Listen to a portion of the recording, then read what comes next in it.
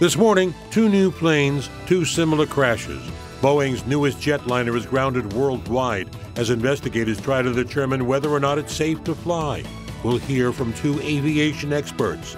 Plus, the high in higher education, the high-price scheme to get rich kids into the nation's top schools. We'll hear from a college consultant who claims it's been going on for a long time. Now, from 42nd and 2nd, this is Pix 11 News Close-Up with Marvin Scott. Good morning. Statistically, flying is one of the safest forms of transportation. But when two new state-of-the-art airliners crash under similar circumstances within months of one another, well, there is grave concern. Boeing stands behind the safety of its 737 MAX 8 and 9 jetliners, its newest and best-selling aircraft. They have now been grounded worldwide in the aftermath of last week's crash of an Ethiopian jet, killing all 157 on board. Final analysis of the black box and flight recorder from the Ethiopian plane has not yet been completed as of this taping. The 737 MAX, is it safe? Was it wise to ground them? To answer those questions, I'm pleased to be joined by two aviation experts. Mark Moeller is an aviation attorney with the firm of Kreindler & Kreindler, which has investigated many aviation disasters. Dan Rose, also an attorney with Kreindler, who was a military pilot in the U.S. Navy. Thanks so much for joining us. Let's talk about this. The black box, as of now, is still being investigated in France. I want to ask you why France, not the U.S. in a moment. But first of all, what do you make of this? Two planes, they say that the FAA indicates that they have now some data from a satellite that indicates there were similar circumstances between this crash and the crash last October of an Indonesian plane. Well, as the investigation develops and as information becomes better understood, it seems clear that there is a striking similarity between the two events. Same airplane, same kind of MCAS. Shortly after takeoff, pilots declare a problem. Both pilots on the Lion Air and the Ethiopian airplane want to get back to the airport from which they departed, and they never make it. The 737 is a standard airplane, but it's been upgraded and changed by Boeing in an effort to compete with Airbus's A320. So you have a competition for customers to buy this airplane. That means money is significant at play in the design decisions that Boeing made. The 737 MAX, interestingly, had new engines, larger engines. More powerful. More power, slightly positioned differently on the wings, and necessitated, obviously, by Boeing's judgment, to have an MCAS system, a maneuvering characteristic augmentation system. That alone is interesting because the title of that computer system, to enable the aircraft automatically to pitch nose down if it's approaching a stall, indicates a recognition that there's something about the design that requires an MCAS system. And then the next question is, did the pilots know about it? Did they know enough about it? Were they able to deal with it? The two accidents raise a grave concern, which is what led to the grounding, that the pilots were not sufficiently trained or prepared to deal with this problem. Initially, there was a reluctance of the three American carriers to ground the aircraft until they saw this data they supposedly got from a satellite. What do you believe that data showed, Dan?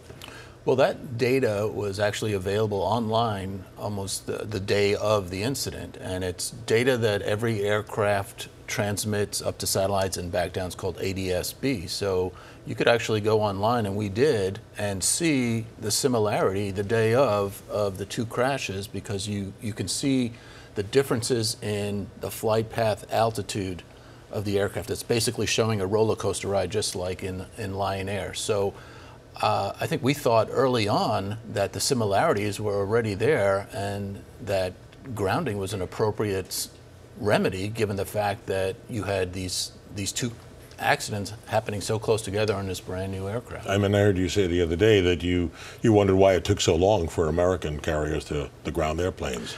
Yeah, so the carriers themselves can't actually ground them on their own.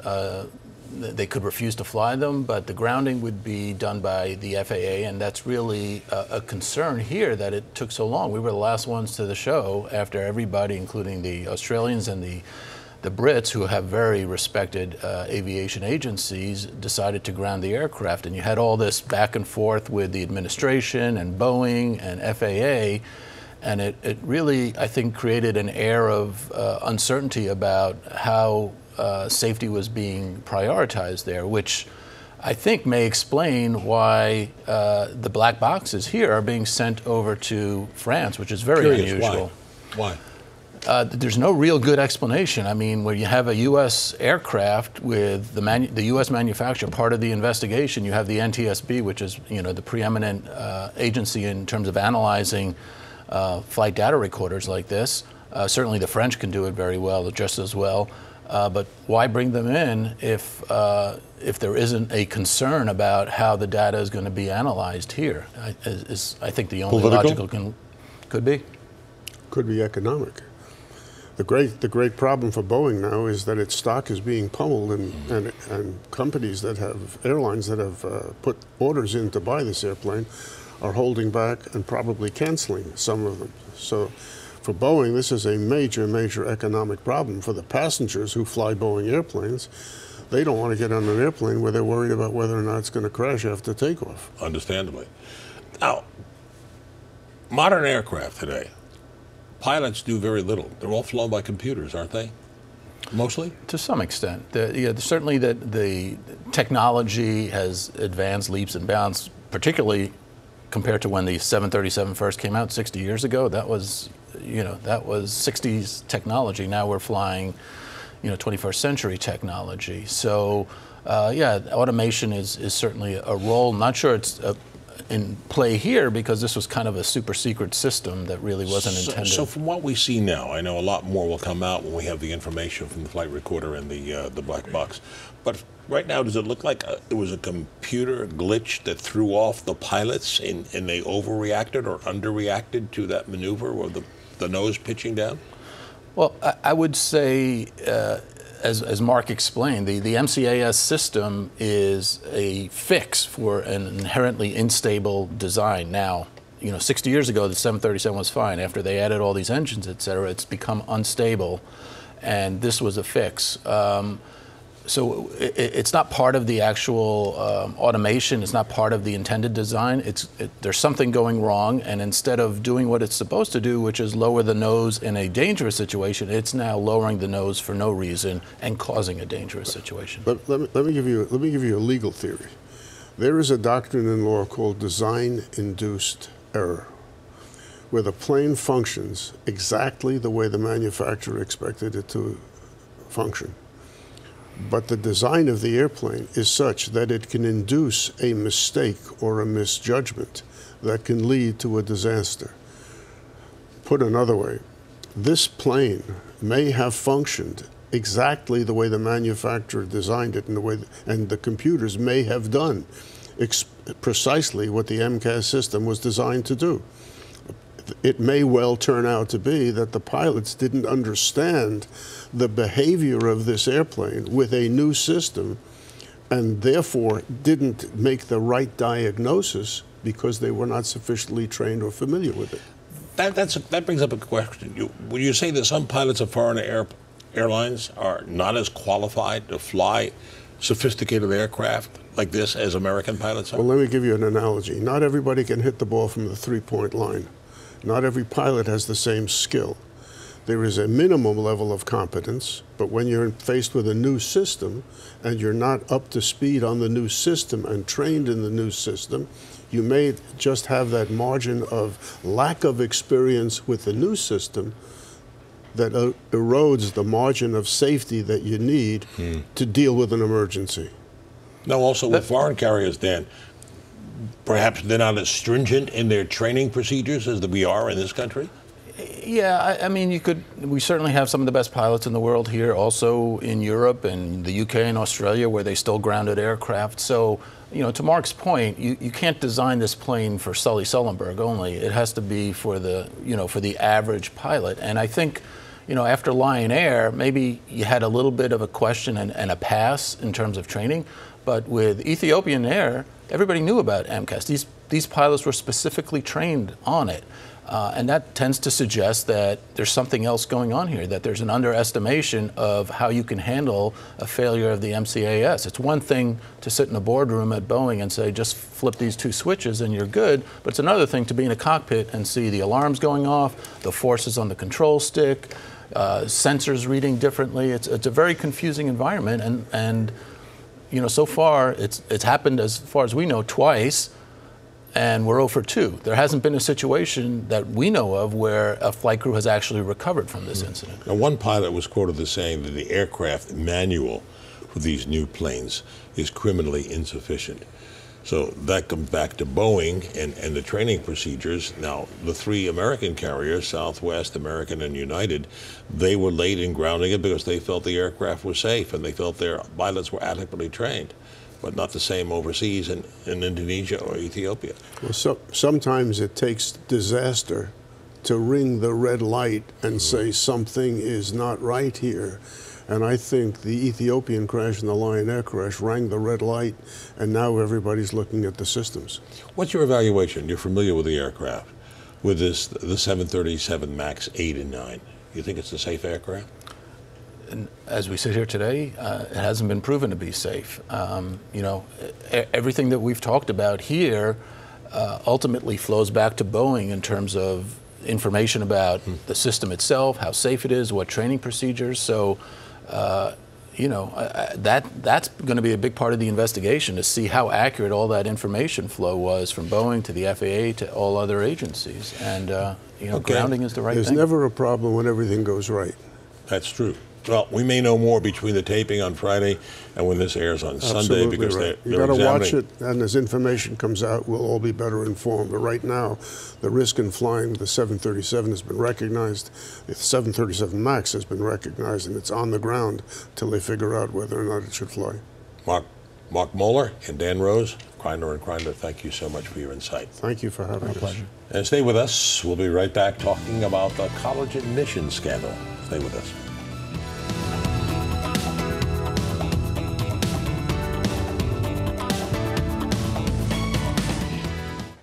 Quite a shocker this past week when authorities revealed a scheme to get wealthy kids in top-ranked colleges and universities for a price. Rich parents shelling out tens of thousands, even millions of dollars to guarantee their offspring a seat in such schools as Stanford and Yale. The FBI uncovered what we believe is a rigged system.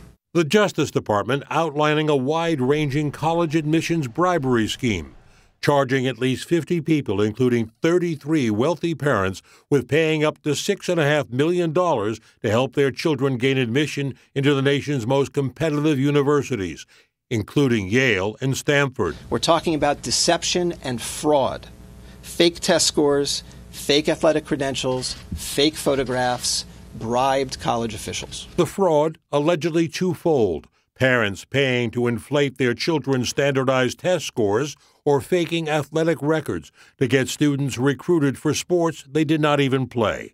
In some cases, going so far as to Photoshop kids' faces onto pictures of athletes. The admitted mastermind behind the scam? William Singer, who set up a fraudulent charity used to launder the money parents gave him for bribes. Getting into the right college will set the trajectory for the rest of your son or daughter's life. Don't leave it to chance. Singer pleading guilty to multiple charges, including racketeering, telling a Boston judge, "I created a side door that guaranteed families would get in." Among the parents listed in the indictment, actress Lori Loughlin, best known for her role as Aunt Becky on Full House. We should just back off, okay? We're getting frustrated, and so are they. According to court documents, Loughlin, along with her husband, fashion designer Massimo Giannoli, paid $500,000 for their daughters to gain admission into USC as rowing recruits, despite not participating in the sport. They could not be reached for comment.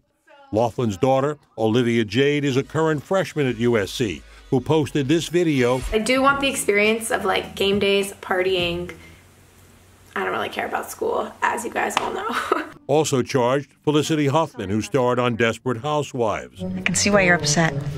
Huffman is accused of using Singer's other admissions approach, allegedly paying $15,000, quote, for a third party to purport to proctor their daughter's SAT and secretly correct her answers.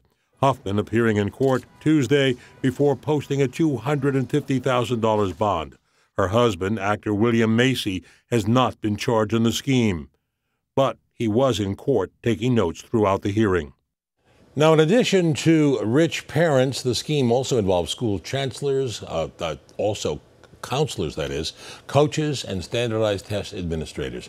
Now, I'm pleased to have with me David Thomas. He's an education consultant, a partner with the firm of Forster Thomas, a firm with a reputation of understanding the admissions process. Their website claims our secret is simple. We truly understand admissions and you. Good to have you with us, David. Understand. How can you understand something like this going on for such a long period without it being detected until now? You know, it's such an extreme, extraordinary story that nobody was looking for it. There's a front door to admissions and a back door. You know, the front door is the normal process. And then for a very small number of people, there's a back door where you might endow a chair or donate to the athletic fund, which might create some sort of unspoken quid pro quo in this process. But this sort of absolute direct corruption of the process where they're literally bribing proctors for the SAT, they're bribing coaches, it's pretty unprecedented, and you don't look for something that you don't expect to see. It was so blatant, and you were telling me during that piece being aired that Laughlin's daughter, at the time this was being revealed, she was on a yacht with the chairman of the trustees of USC. Right. And, you know, I guess we can't draw any conclusions that the chairman himself was involved in this, but it just shows you how cozy what I'll call the uber wealthy can be with each other. It's a very small world, and I think that the attempt to, education is a big business. That's the bottom line, and you have to get a lot of money, and you need to get grants, and you need to fund the whole process. And I think these parties, get into bed with each other to some degree. Now, David, does this expose the admissions system to being corrupt or simply broken? No, the admissions process, by and large, is not broken and it's not corrupt. But it can be gamed in ways that can be unfair. But I want to say, though, that is a very, very small amount of this problem. And more significantly, some of the solutions to this problem create a whole other cascade of problems, and there's a law of unintended consequences here. So it's a very difficult issue to address fairly.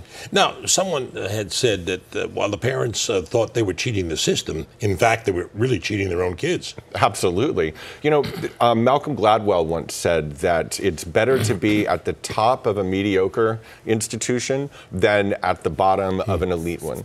And if these kids are not academically prepared to be at an institution like Stanford or Yale or USC, and they get thrust into that environment anyway, it can be very counterproductive for their own education. It can hurt their own, ego, their ability to perform. They give up, and ultimately, it's not good for the kid, and it's certainly not good for his classmates. And many of these kids didn't even know about it. They didn't know that. Exactly. Now, what happens to those who are in schools now who are involved in this? Do they expel them? I think that's a difficult question. My instinct for fairness says yes, they should be expelled. I think that if a father is involved in a tax fraud and goes to jail, that hurts the kids fairly or unfairly. And I think in some ways some of these kids may be unfairly hurt, but you also have to look at their classmates and at the institution as a whole. And that's a difficult question, and I'm sort of struggling with that myself. Well, the sad part of it is because it deprives less privileged kids who don't come from wealthy families an opportunity to enter the school where these wealthy kids, their parents paid for them to get in. So it's depriving them of that. Right. There's in fact a lawsuit about that right now that was just filed, I believe, for starting with some Stanford students, and now it's rapidly growing. But I read in an article about this a very interesting quote, and it was a mother who said, you know, to get into Harvard, you've got the crazy geniuses that sort of earn their way in. You've got the athletes who get recruited, and you've got the disadvantaged kids who have their own sort of path. So what about my kid? And I'm thinking, well, your kid to get into to Yale has to be a crazy genius. Will all this lead to reform of the whole system? I don't think so. I don't think so. But you think this was just the tip of the iceberg? I think that there are a lot more problems than we know right now, and I hope that they're uncovered in this. David Forrester, thank you so much for joining us. Hey, thank you. And that'll do it for our program for this week. Oh, okay. I think I'm getting ahead of myself. Okay. I'm sorry about that. We have more for you. We'll talk about how we can reform this system when we continue at Pix 11 News Close-Up.